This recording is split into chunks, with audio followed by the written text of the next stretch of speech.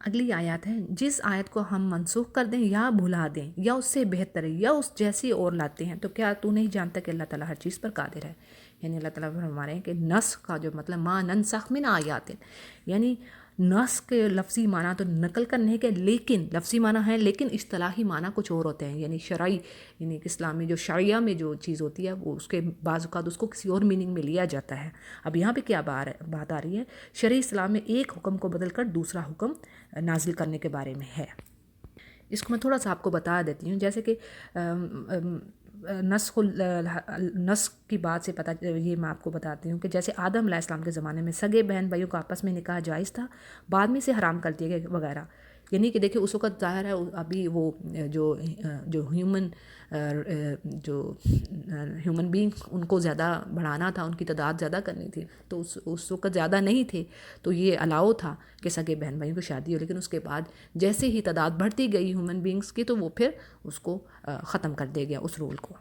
اور آگے اللہ سبحانہ تعالیٰ فرما رہے ہیں کہ کیا تجھے علم نہیں کہ زمین و آسمان کا مالک تو صرف اللہ ہی ہے، اور اللہ کے سوا تمہارا کوئی ولی اور مددگار نہیں۔ تم اپنے رسول سے پھر آگے جو بات آپ دیکھیں، آگے بڑا یہ اہم آیات ہیں، ام تریدون ان تسالوا، کہ تم بھی ایسے چاہتے ہو، یعنی کہ یہ مسلمانوں سے کہا جا رہا ہے کہ تم بھی ایسے ہی چاہتے ہو اپنے رسول سے سوال کرنا، جیسے اب پیچھے ہم نے پڑھ لیا نا، پیچھے گائے کے بارے میں کتنے سوالات پوچھے تھے، ایسی ہو ویسی ہو، کیا کرتی ہو، اس کا رنگ کیسا ہو، وہ یہ ہے وہ ہے، کتنے سوالات پوچھے، اور آخر میں جا کے یہ بھی بات آتی ہے کہ اگر وہ انشاءاللہ نہ کہتے تو وہ ساری عمر گائے کو ڈھونڈتے رہتے۔ اب اللہ فرما رہے ہیں مسلمانوں سے کہ تم بھی کیا ایسا کرنا چاہتے ہو، اور قرآن کریم میں کہیں اور جگہ پہ آیا ہے، دیکھو اس طرح تکلیف نہ کہ تم بھی اپنے نبی کو ایسے تکلیف دینا چاہتے ہیں جیسے موسیٰ کو تکلیف دی۔ دیکھیں ذرا، یعنی ان کی قوم نے ان کو تکلیف دی، تو یہاں پہ اب بات آ رہی ہے کہ تم ایسا نہ کرو، یعنی کما سئل موسیٰ من قبل ومن یتبدل، اب جو کفر کے ایمان کے بدلے کفر کو لے گا اس کے لیے ڈیزاسٹر ہے، گمراہی ہے، کچھ نہیں ہے، ڈسٹرے ہوگا وہ اپنے سیدھے راستے سے۔ پھر آگے وہی بات آ رہی ود کثیر من اہل الکتاب، جیسے میں نے پیچھے بھی بولا تھا نا کہ ابھی آگے آیت آئے گی، یہ ایک آیت تو ہم نے پیچھے گزری ہے نا ہمیں ابھی، کہ ہر وہ جو چاہتے ہیں جو اہل الکتاب ہیں اور جو ڈس بلیور ہیں وہ چاہتے ہیں تم پہ کوئی خیر نہ آئے، مسلمانوں پہ کوئی خیر نہ آئے، انہیں کوئی اچھی چیز نہ ملے، اس پہ ایمان ٹھکائیے اپنا، اس کو فیتھ اسٹرانگ کیجیے۔ پھر اللہ کہہ رہے ہیں ود کثیر من اہل الکتاب، کثیر یعنی کہ میجورٹی جو ہے اہل الکتاب، یعنی کہ جن کے اہل الکتاب کون کون ہے، یہود اور نصارہ ہمارے لیے، لو یردونکم، چاہتے کیا ہیں وہ تمہیں پلٹا دیں تمہارے ایمان کے بعد، یعنی کہ تمہیں وہ واپس اپنی جگہ پہ لے آئیں، جیسے ہاں وہ لوگ ہیں کہ تم ایمان سے پھر جاؤ، کس کی وجہ سے، کیا ریزن ہے ان کے، حسد، ان کا کفر، ان کا حسد، تمہارے جو ساتھ جو وہ حسد کر رہے ہیں، من عند انفسہم من بعد، حالانکہ ان پہ حق ظاہر ہو گیا، ان کو پتہ چل گیا ہے یہ حق پر ہے، لیکن اس کے باوجود اب وہ خود تو حق پہ نہیں ہے۔ ایسا ہوتا ہے نا، جو کام آپ، میں چھوٹی سی بات بتاؤں، جو کچھ خواتین کلاس اٹینڈ کر رہی ہوتی ہیں درس کی، ایک بات میں کر رہی ہوں مثال، اب جو خواتین نہیں کر رہی ہوتی نا، اب وہ خواتین بعض ایسی ہوتی ہیں وہ چاہتی ہیں کہ ہم تو خود نہیں جا رہے، اب یہ بھی کیوں جا رہے ہیں، یہ بھی کیوں جا رہی ہے، اب اس کو بھی روکو، کچھ ایسی باتیں کرنا، کچھ اس کے دل میں شک شبہ ڈال دینا کہ وہ پریشان ہو جائے کہ یہ کیا کام تم کر رہی ہو، یعنی جو خود کام نہیں وہ کر رہا ہوتا، حالانکہ وہ سمجھ رہا ہوتا ہے یہ کام تو اچھا کر رہا ہے یہ، لیکن وہ دیکھیں وہ انفیکٹ شیطان ہوتا ہے اور وہ اس کو خیر سے ہٹا رہا ہوتا ہے، تو یہ کام ہے، یہ دیکھو اس کو پتہ ہوتا ہے یہ خیر کا کام ہے۔ آپ دیکھیے انسانی نفس جو ہے، ہیومن نیچر ہے یہ، کہ جیلسی ہوتی ہے تو پھر کیا کئی حربے، کئی وہ جو ہے نا وہ جو پلانس کرتا ہے وہ دوسرے کو ڈسٹرے کرنے کے لیے۔ لیکن بہرحال آگے اللہ سبحانہ تعالیٰ فرما رہے ہیں کہ وہ چاہتے تو یہ ہیں کہ اپنے حسد اور جو تم سے ہیٹ رکھتے ہیں اس کی بنا پہ وہ چاہتے ہیں کہ تم بھی ہٹ جاؤ وہاں سے، لیکن اللہ کہہ رہے ہیں تم بھی معاف کرو اور چھوڑ دو یہاں تک کہ اللہ تعالیٰ اپنا کوئی حکم لے، یعنی کہ اللہ خود ہی کوئی فیصلہ کر دے۔ یقیناً اللہ ہر چیز پہ قدرت رکھتا ہے، اور تم نمازیں قائم کرو اور زکوٰۃ دیتے رہا کرو، جو کچھ بھلائی کے کام تم آگے بھیجو گے سب کچھ اللہ کے ہاں پالو گے۔ سبحان اللہ، یہ بڑی پیاری آیت دل کو لگتی ہے، تو سارا کلام بڑا خوبصورت ہے اللہ کا، لیکن دیکھیں اللہ نے کہا کئی جگہ پہ بہنا وَاصْبِرْ فَإِنَّ اللَّهَ لَا يُضِيعُ أَجْرَ الْمُحْسِنِينَ، سورہ ہود کی آیت نمبر 115 میں نے پڑھی آپ کے آگے وَاصْبِرْ، اور یہ آیت کتنی جگہ پہ آئی ہے کہ دیکھو اللہ اجر نہیں ضائع کرتا محسنین کا، مومنین کا، کئی جگہ پہ ہے، سورہ توبہ میں بھی یہ آیت آئی ہے، اسی طرح کی آیات ملتی جلتی، یعنی اللہ تعالیٰ نے کہا جو تم آگے بھیج رہے ہو اپنے نفسوں کے لیے اچھے گڈ ڈیڈس وہ تم پاؤ گے، اس سے بڑھ کر تمہیں اجر ملے گا۔ اب آگے آیت آ رہی ہے جی کہ وہ کہتے تھے کہ وقالو، اور وہ کیا کہتے لن يدخل، کوئی جنت میں نہیں جائے گا مگر اگر وہ ہوگا یہودی یا نصارہ، یعنی کہ تبھی کوئی جنت میں جا سکے گا۔ یہ اللہ نے کہا یہ ان کی آرزو ہیں، جھوٹی آرزو ہیں۔ کل ہاتھو، ان سے بولو کوئی ہے ان کے پاس کوئی سالڈ ریزن ہے، کوئی دلیل ہے تو لائیں، ان کو تم صادقین، اگر وہ سچے ہیں۔ اگرچہ دیکھیں یہ یہودی تورات پڑھتے اور جس میں حضرت موسیٰ علیہ السلام کی زبان سے حضرت عیسیٰ علیہ السلام کی تصدیق موجود ہے، لیکن انہوں نے ان کو جھٹلایا، ٹھیک ہے، یہودیوں نے یہ کام کیا۔ اور اب دوسری طرف جو ہے آن دا ادر سائڈ، عیسائیوں کے پاس انجیل موجود ہے جس میں حضرت موسیٰ اور تورات کی تصدیق ہے، اور اس کے باوجود یہ یہودیوں کو تکفیر کرتے ہیں، یعنی یہ بھی ان کو ڈینائی کر رہے ہیں، یہ کہہ رہے ہیں وہ ٹھیک نہیں ہے۔ اور اہل کتاب کے دونوں فرقوں کے کفر اور عناد کے بارے میں پھر بھی وہ خوش میں جو ہے نا وہ بڑے ہوئے ہیں وہ۔ اور اسی طرح یہ اہل کتاب ہو گئے، اور عرب کے جو مشرک لوگ تھے، جو امیین تھے، انہیں بھی بے علم کہا گیا، لیکن وہ بھی مشرک ہونے کے باوجود وہ ایون ان کے پاس کچھ بھی نہیں تھا، یہود و نصارہ کی طرح مشرک ہونے کے باوجود اس ذہن باطل، وہ بھی اس بڑے وہ سوچ کے بیٹھے ہوئے تھے اپنے سوچوں میں،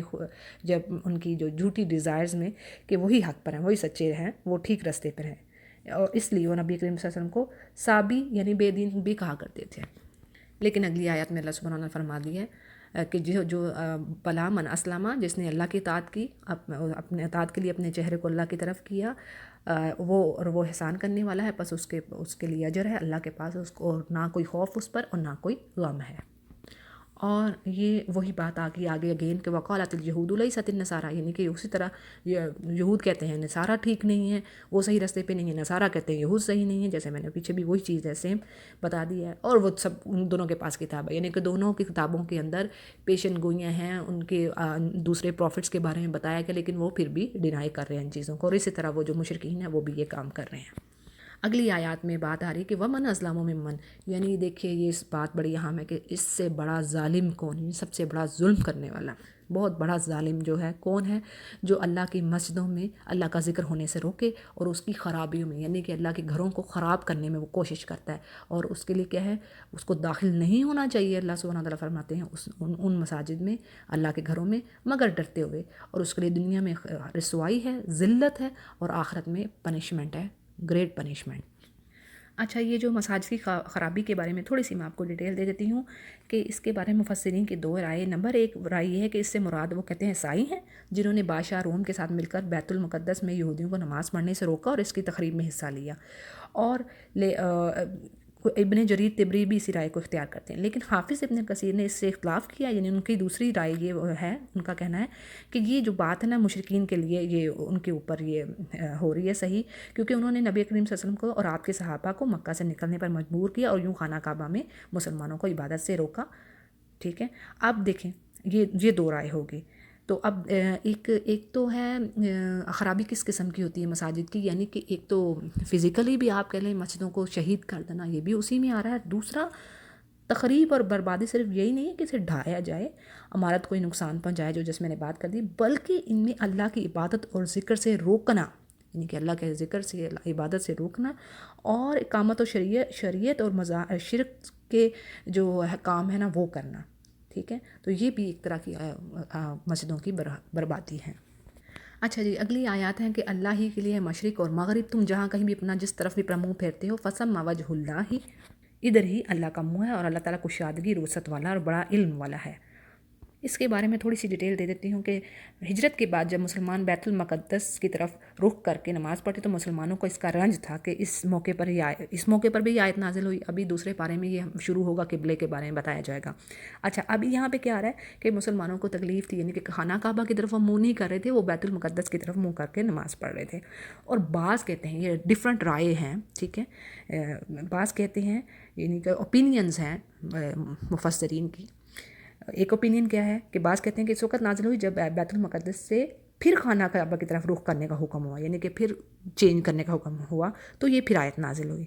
اور یہودیوں نے اس طرح کی باتیں بنائیں کہ بعض کے نزدیک، اور کہ یہ تم کیا کبھی منہ اپنا ادھر پھیرتے ہو ادھر پھیرتے ہو، یہ بھی باتیں انہوں نے کہی تھی یہودیوں نے مسلمانوں کو۔ اچھا، بعض مفسرین کے نزدیک اس کا نزول سبب سفر میں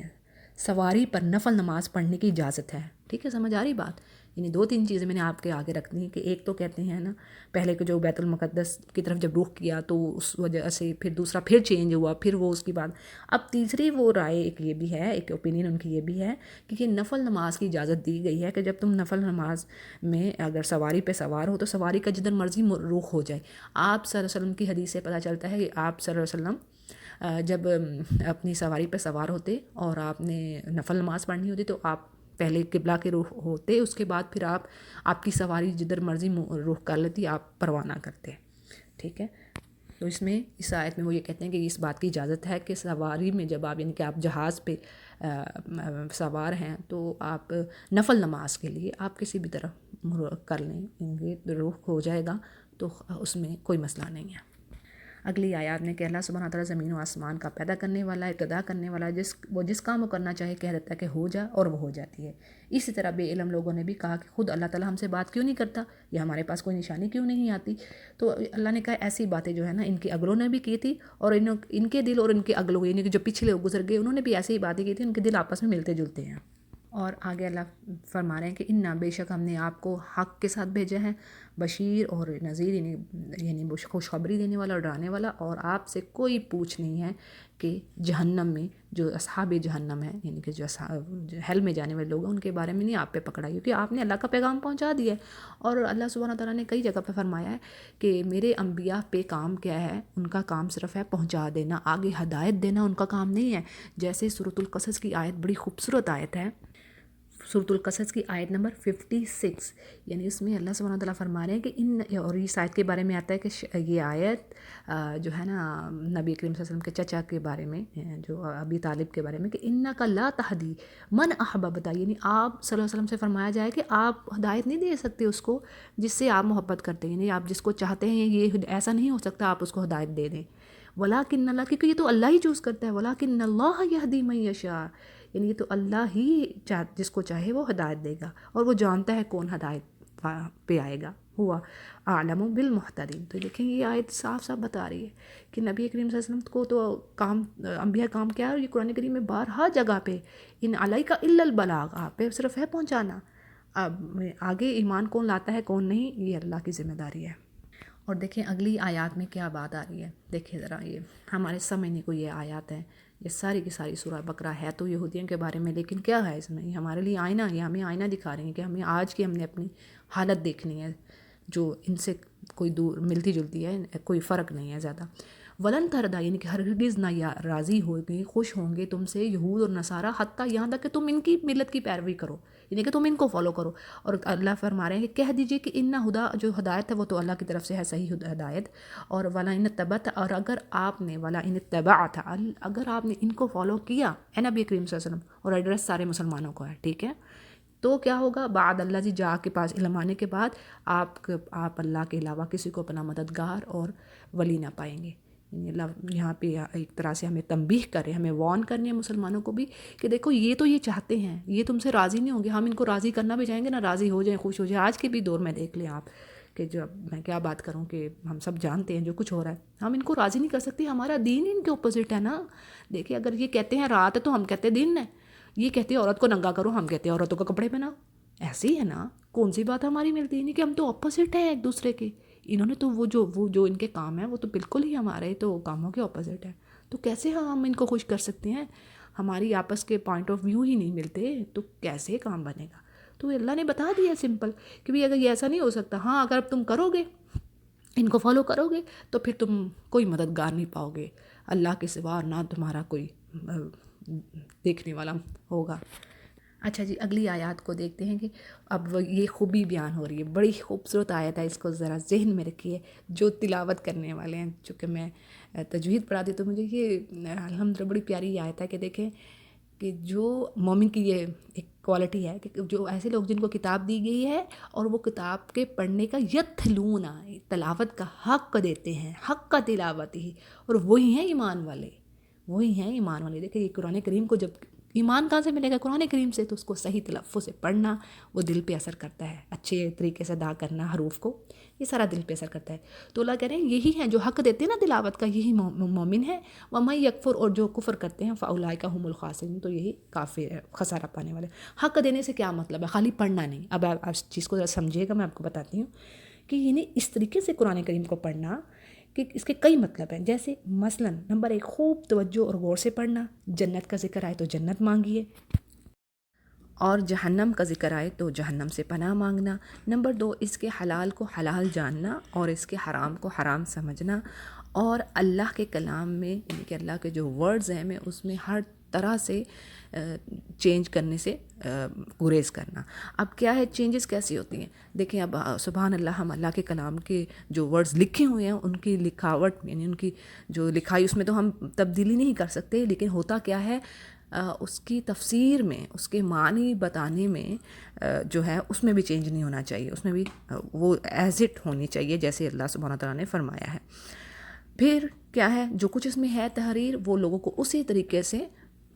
پہنچائی جائے بات. پھر اس کی محکم باتوں، یعنی محکم آیات پہ عمل کیا جائے، اور متشابہات اینالوجیز جو ہیں ان پر ایمان رکھا جائے، اور جو باتیں سمجھ نہیں آتی، جو ہماری عقل سے ابو ہیں، ان کو اپنے علماء سے پوچھا جائے، ان سے اس کا حل کروایا جائے، اور اس کی ہر ایک بات کا اتباع کیا جائے، اس کو فالو کیا جائے، ہر بات کو فالو کیا جائے، ہر کمانڈ کو فالو کیا جائے. سبحان اللہ. یہ سارے کے سارے مفہوم جو ہیں تلاوت کے حق میں آ رہے ہیں، یعنی قرآن کے یہ حقوق ہیں ہم پر. اچھا جی، اگلی آیات کو دیکھتے ہیں. آگے پھر وہی بنی اسرائیل کے بارے میں اللہ سبحانہ تعالیٰ فرما رہے ہیں، ان کو اپنا احسانات ان کو یاد کروانے کہ میری نعمتیں یاد کرو جو میں نے تم پر کی، اور تمہیں فضیلت دی پورے جہان والوں پر، تمام کے تمام جہان پر. اور ڈرو اس دن سے جس دن کوئی نفس کسی نفس کے کام نہیں آئے گی، اور نہ ہی کوئی بدلہ لیا جائے گا کسی سے، اور نہ ہی فائدہ دے گی کوئی شفاعت، کسی کی بھی شفاعت، اور نہ ہی تم بلاہم تو ینصروا، نہ ہی کوئی مدد کیا جائے گا جب تک اللہ راضی نہ ہوگا، کسی کی شفاعت کام نہ آئے گی. ہم جانتے ہیں، یہ پیچھے بھی میرا خیال میں نے ذکر کر چکی ہوں میں، شفاعت نبی کریم صلی اللہ علیہ وسلم کی ثابت ہے، وہ شفاعت کریں گے، لیکن بات وہی ہے جس سے اللہ راضی ہوا. نبی کریم صلی اللہ علیہ وسلم کی شفاعت کو شفاعت عظمیٰ کبریٰ، بڑی شفاعت کہا جاتا ہے. پھر اس کے بعد دوسرے انبیاء بھی کریں گے، دوسرے شہداء بھی کریں گے، لیکن جن سے اللہ، ان لوگوں کے لیے حق میں یہ شفاعت کام آئے گی جن سے اللہ راضی ہوا. جیسے یہاں پہ آ رہا ہے اہل کتاب میں سے جو نبی کریم صلی اللہ علیہ وسلم کی رسالت پہ ایمان نہیں لائے گا وہ جہنم میں ہی جائے گا. صحیح مسلم کی یہ روایت ہے. اگلی آیات میں موضوع جو ہے، جو سبجیکٹ ہے، وہ چینج ہے. کیا ہے؟ ابراہیم علیہ السلام کے بارے میں بات ہو رہی ہے کہ اللہ سبحانہ تعالیٰ نے وَإِذِ ابْتَلَىٰ إِبْرَاهِيمَ رَبُّهُ، کہ ابراہیم علیہ السلام کو اللہ سبحانہ تعالیٰ نے کچھ کلمات سے آزمایا، ان کو ٹیسٹ کیا، اور پھر فَتَمَّهُنَّ، سبحان اللہ، انہوں نے ان کو مکمل کر دیا، ان کو کمپلیٹ کر کے دکھایا. اب وہ کیا کلمات تھے؟ اس سے مراد شریعہ لاز، احکام شریعت،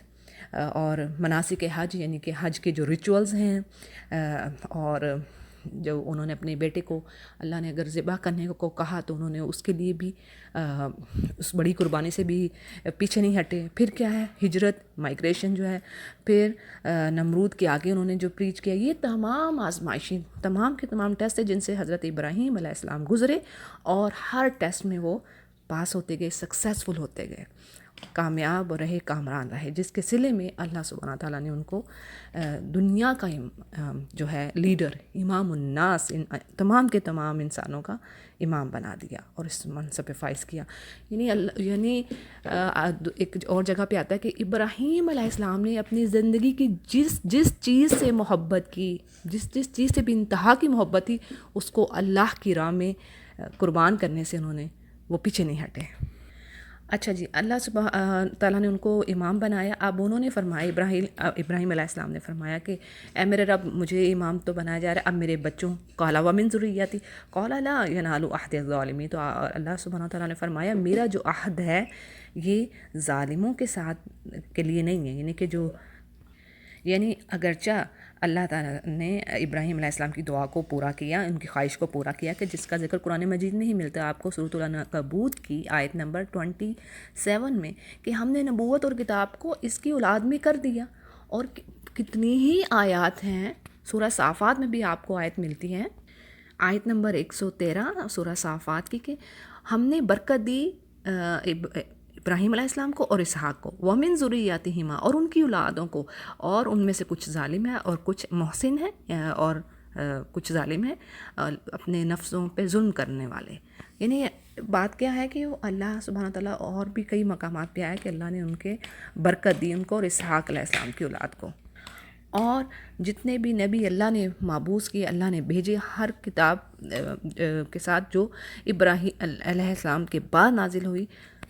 وہ تمام کے تمام ابراہیم علیہ السلام کی نسل میں سے ہی تھے. یعنی کہ یہ سلسلہ جاری رہا جب تک اللہ نے چاہا. اور دوسری طرف پھر آگے ہم یہ بھی بات پڑھیں گے کہ جو نبی کریم صلی اللہ علیہ وسلم ہیں وہ بھی انہی کی دعائیں ہیں، ابراہیم علیہ السلام اور اسماعیل علیہ السلام کی آخری دعا ہیں. اچھا، ہمارے لیے ان آیات میں کیا سبق ہے؟ وہ یہ کہ دیکھیں ابراہیم علیہ السلام کے اتنے آنر، ان کی ایسی شان، ان کی ایسی فضیلت کے باوجود اللہ سبحانہ تعالیٰ نے فرمایا کہ جو ان کی نسل میں جو ظالم ہوں گے، یعنی کہ ان کی جو اولاد میں سے جو محسن نہیں ہیں، ظالم ہیں، مشرک ہیں، کفر کرنے والے ہیں، ان کو یہ چیز، ان کے ساتھ اللہ کا یہ وعدہ نہیں ہے کہ اللہ ان کو خلافت دے گا یا اللہ ان کو ان کے ساتھ آخرت میں بھی ان کے ساتھ نرمی کا برتاؤ ہوگا. یعنی ایک نبی کی جو آپ یوں کہہ لیں گے نبی کی جو انہیرٹ کرنے سے، جو پروفٹ ہوڈ انہیرٹ ہونے سے بھی وہ فائدہ مند نہیں ہو سکتی. جیسے ایک حدیث میں ہے، کچھ حدیث کے الفاظ اس طرح ہیں، آپ صلی اللہ علیہ وسلم نے فرمایا جس کو اس کا عمل پیچھے چھوڑ گیا اس کا نسب اسے آگے نہیں بڑھا سکے گا. اگلی آیات میں ہے کہ اللہ سبحانہ تعالیٰ فرما رہے ہیں ہم نے بنایا، یعنی خانہ کعبہ کو مکہ میں جو ابراہیم علیہ السلام نے جب اس کی تعمیر کی تو اللہ تعالیٰ نے فرمایا ہم نے اس گھر کو بنا دیا مثابۃ للناس، یعنی لوٹنے کی جگہ اور امن کی جگہ، اور اس کو اور تم اب بناؤ مقام ابراہیم کو مصلی.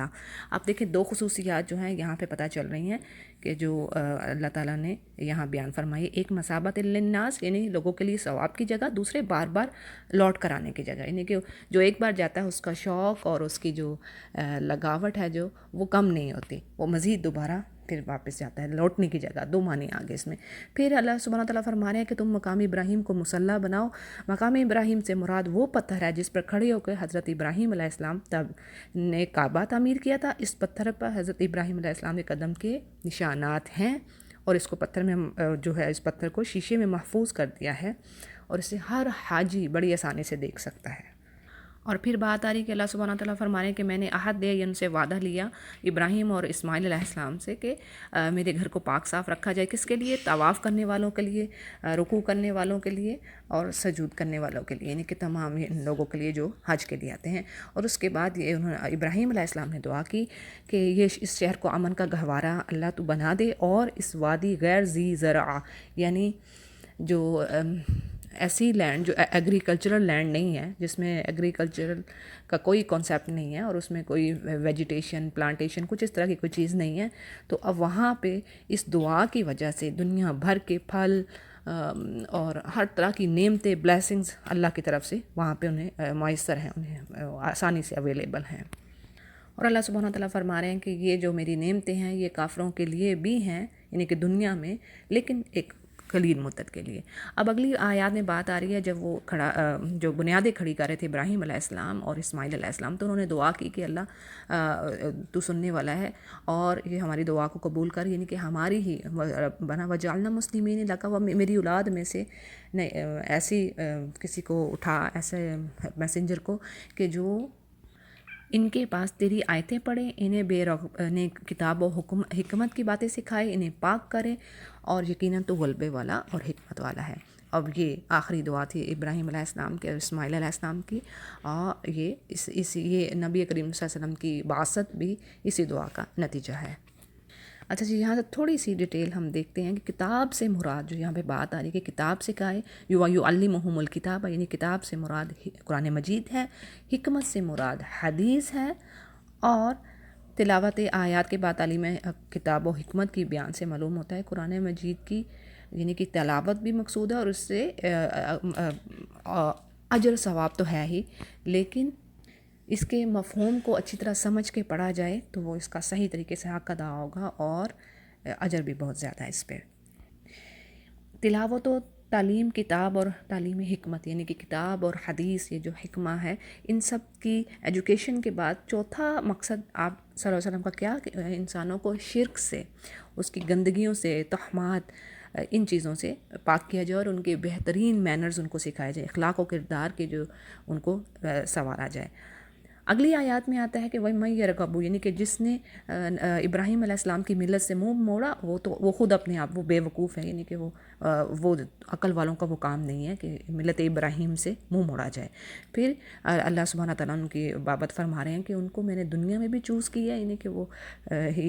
He was the chosen person, اور آخرت میں بھی ان کے لیے اجر ہے اور وہ صالحین میں سے ہیں۔ پھر اللہ سبحانہ تعالیٰ آگے فرما رہے ہیں، آگے آیات آ رہی ہیں یعقوب علیہ السلام کے بارے میں، یعنی یعقوب علیہ السلام اور حضرت ابراہیم علیہ السلام نے اپنی اولادوں کو کیا وصیت کی تھی کہ یہ یہودیت نہیں، انہوں نے اسلام ہی کی وصیت کی کہ دیکھو دین اسلام پر ہی تم رہنا، اور دیکھو فلا تموتن، تم مرنا نہیں مگر اس حال میں موت آئے کہ تم مسلمان ہو۔ اور پھر اللہ سبحانہ تعالیٰ آگے یہ یہودیوں کو ایک طرح سے تنبیہ کر رہے ہیں کہ کیا تم اس وقت حاضر تھے، یعنی کہ تم اس وقت موجود تھے جب یعقوب علیہ السلام کو موت، ڈیتھ آ رہی تھی ان کے پاس، یعنی کہ وہ مرنے کے قریب تھے، اور انہوں نے اپنے بچوں سے کیا کہا کہ تم کس کی بات کرو گے، میرے بات؟ انہوں نے کہا ہم تو تمہارے الہ، یعنی کہ آپ کے جو الہ ہے اور جو ہمارے آبا کا جو الہ ابراہیم و اسماعیل و اسحاق کا، ہم اسی کی عبادت کریں گے، ہم اسی کے لیے تابعدار ہیں۔ تو اللہ سبحانہ تعالیٰ فرما رہے ہیں کہ یہ تو وہ یہودی نہیں تھے، یعنی کہ دین تو اللہ کے نزدیک ان الدین عند اللہ الاسلام، یہ سورہ عمران کی آیت نمبر 19 ہے، یعنی کہ اللہ کے نزدیک دین اسلام ہی ہے۔ یہودیوں کو یہ ایک طرح کی ڈانٹ پلائی جا رہی ہے کہ تم یہ دعویٰ جو کرتے ہو کہ دونوں نبیوں نے، یعنی ابراہیم یعقوب علیہ السلام نے اپنی اولاد کو یہودیت پر رہنے کی وصیت فرمائی، تو ایسا نہیں تھا کہ تم تو اس وقت موجود نہیں تھے، یہ پہلے بھی دین اسلام تھا اور آج بھی وہی دین اسلام ہے، اور وہ ایک امت تھی جو پہلے ایک جماعت تھی جو گزر گئی، انہوں نے جو کام کیے وہ ان کے لیے، اور تم سے پوچھنی ہوگی جو انہوں نے کام کیے، یعنی کہ ہر ایک اپنے ہی اعمال کا جواب دہ ہوگا۔ اگلی آیات کو دیکھتے ہیں۔ یہودی مسلمانوں کو یہودیت کی اور عیسائی عیسائیت کی دعوت دیتے اور کہتے کہ یہی حق ہے، ہدایت اسی میں ہے۔ اللہ تعالیٰ نے فرمایا کہ ان سے کہو کہ ہدایت تو ملت ابراہیمی، یعنی ابراہیم علیہ السلام کو فالو کرنے میں ہے، اور جو کہ حنیف تھے، یعنی کہ اللہ کی عبادت کرنے والے تھے، ایک اللہ کی، اور وہ شرک نہیں کرتے تھے، جبکہ یہودیت اور عیسائیت دونوں میں شرکی یا میزے شرک ہو رہا ہے اب اس میں تو۔ اور اسی طرح پھر آگے بات آ رہی ہے کہ قولو، کہو ان سے کہ ہم ایمان لاتے ہیں، یعنی کہ جو نازل کیا نبی کریم صلی اللہ علیہ وسلم پر، اور جو تمام انبیاء پر پیچھے جو نازل ہوا ہے، موسیٰ پہ، عیسیٰ علیہ السلام پہ، اسحاق پہ، یعقوب پہ، یعنی کہ سارے نبیوں کے نام آگے ہیں، اور ہم کسی ایک میں بھی فرق نہیں کرتے، اور جو کچھ ان کی کتابیں ان پر آئی ہیں ان میں سے ہم اس پر بھی ایمان رکھتے ہیں۔ تو جو اس طریقے سے ایمان لے کے آئے گا، جیسے آگے بات آ رہی ہے کہ فآمنوا بمثلی، جیسے کہ صحابہ کرام ایمان لے کے آئے تھے، تو جس طریقے سے ایمان لائے گا وہی ہدایت پہ ہوگا، اور ورنہ ادروائز کیا ہے، وہ اپوزیشن میں ہے۔ ہم فی شقاق، وہ پھر دور کی ضد، شقاق دور کی ضد، یعنی کہ تعصب اور اپوزٹ اس کے ہیں، اور اپوزیشن میں۔ بس آگے کیا ہے، فَسَيَكْفِيكَهُمُ اللَّهُ، یعنی کہ اللہ ہی آپ کے لیے کافی ہے۔ یہ یعنی اگر یہ لوگ اس چیز سے باز نہیں آتے، اپنی ہی بات پہ اڑے ہیں، تو بس اللہ ہی آپ لوگوں کو کافی ہے۔ یہ مسلمانوں سے کہا جا رہا ہے، اور وہ سننے والا، دیکھنے والا، سمیع اور علیم، جاننے والا ہے۔ صبغۃ اللہ، اب آگے آیت آ رہی ہے کہ اللہ کا رنگ اختیار کرو، اور اللہ تعالیٰ سے اچھا رنگ کس کا ہے، اس کے بارے میں تھوڑی سی ڈیٹیل دیکھتے ہیں کہ عیسائیوں نے ایک زرد رنگ کا پانی مقرر کر رکھا ہے، جو ہر عیسائی بچے کو اور اس شخص کو بھی دیا جاتا ہے جس کو عیسائی بنانا مقصود ہوتا ہے، اور اس رسم کا نام ان کے ہاں بپتسمہ جو ہے، یہ ہے رسم، یعنی کہ زرد رنگ کے پانی سے وہ اس کے بغیر وہ اس کو پاک نہیں سمجھتے جب تک کہ اس بچے کو یا اس شخص کو جس کو عیسائی بنانا ہے اس کو دیا نہ جائے۔ تو یہ ان کے ہاں ایک رسم ہے۔ تو اللہ سبحانہ تعالیٰ اس پہ بات فرما رہے ہیں کہ دیکھو اللہ سے بہتر رنگ کس کا رنگ ہے، یعنی کہ تم اللہ کی عبادت کرو، تو یہی سب سے بہتر چیز ہے۔ جس طریقے سے اس نے عبادت کرنے کا کہا، یعنی اس میں شرک کی آمیزش نہ ہو، شرک نہ ہو، اور دین اسلام پہ ہی انسان کی موت آئے۔ اگلی آیات میں ہے کہ وہ کہہ رہے ہیں کہ یہ مسلمانوں کی زبان سے جیسے الفاظ ادا کروائے گئے کہ آپ کہہ دیجئے کہ کیا تم ہم سے اللہ کے بارے میں جھگڑتے ہو جو ہمارا اور تمہارا رب ہے، ہمارے لیے تو ہمارے عمل اور تمہارے لیے تمہارے اعمال، یعنی ایڈریس تو محمد صلی اللہ علیہ وسلم کو کیا جا رہا ہے، لیکن باقی یہ تمام مسلمانوں کے لیے بھی یہی ایک کام ہے، یعنی کہ جو اللہ سبحانہ تعالیٰ فرما رہے ہیں کہ ابھی رہتی دنیا تک جب تک قرآن کریم اور مسلمان زندہ ہیں، قائم ہیں، تب تک یہ ساری جو باتیں ہیں، اگر کسی سے مجادلہ کرنا ہے، اہل الکتاب سے، پیپل آف دا بک ہیں جو، تو ان کو یہ ساری باتیں، یہ حجت ہیں، یہ دلیل ہیں، یہ جو اللہ نے قرآن کریم میں دے دی ہیں، یعنی کہ تمہارے لیے تمہارے اعمال اور ہمارے لیے ہمارے اعمال، اور ہم صرف اللہ ہی کے لیے مخلص ہیں۔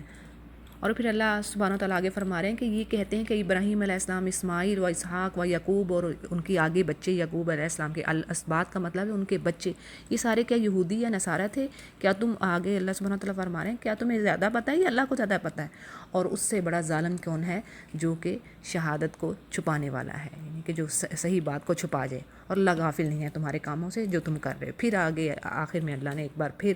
یہ بات فرما دی کہ یہ ایک جماعت تھی،